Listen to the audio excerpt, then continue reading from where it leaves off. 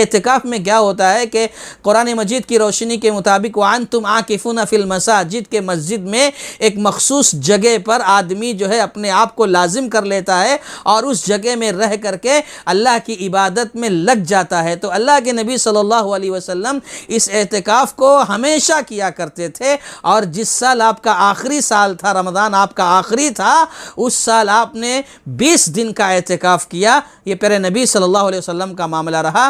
اعتکاف کی اہمیت کے لیے یہی بات کافی ہے، یہی بات کافی ہے کہ اللہ کے نبی صلی اللہ علیہ وسلم نے اس کو کبھی چھوڑا نہیں، اور سلف صالحین کا بھی یہ معمول رہا، یہ عمل رہا کہ سبحان اللہ وہ لوگ بھی کثرت سے اعتکاف کیا کرتے تھے۔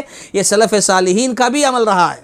امام زہری رحمۃ اللہ علیہ فرماتے ہیں کہ عجبا للمسلمین، مسلمانوں پر تعجب ہوتا ہے کہ انہوں نے اعتکاف کو چھوڑ دیا، اعتکاف کرنا چھوڑ دیا، مع ان النبی صلی اللہ علیہ وسلم ما ترکہ منذ قدم المدینہ، کہ اللہ کے نبی صلی اللہ علیہ وسلم نے جب مدینہ آئے اس وقت سے لے کر آپ نے اعتکاف کبھی چھوڑا نہیں، یہاں تک کہ آپ دنیا سے رخصت ہو گئے آپ اعتکاف کرتے رہے۔ لیکن افسوس کی بات یہ ہے کہ آج ہم اور آپ اور ہمارا مسلم معاشرہ، مسلم سماج آج اعتکاف سے اتنا دور ہے کہ بہت افسوس کے ساتھ کہنا پڑتا ہے کہ بہت ساری مساجد میں اعتکاف کرنے کے لیے ایک شخص کو بٹھانے کے لیے گریہ وزاری کرنی پڑتی ہے کہ اگر کوئی اعتکاف نہیں بیٹھے گا تو کیا حال ہوگا، مسجد اس سال اعتکاف معتکف سے، اعتکاف کرنے والے سے خالی رہے گی۔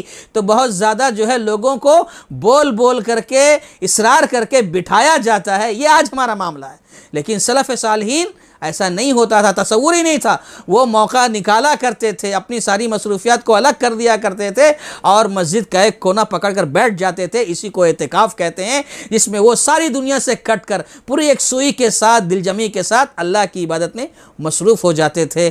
اگر کوئی کر سکتا ہے، اعتکاف میں شامل ہو سکتا ہے، یا اعتکاف جیسی سنت کو ادا کر سکتا ہے، یا اعتکاف جو ایک بہت بڑا پیارا عمل ہے، اس میں بندہ اپنے آپ کو اللہ سے قریب کرتا ہے، اللہ سے تعلق مضبوط کرتا ہے، اگر کر سکتا ہے تو کرنا چاہیے۔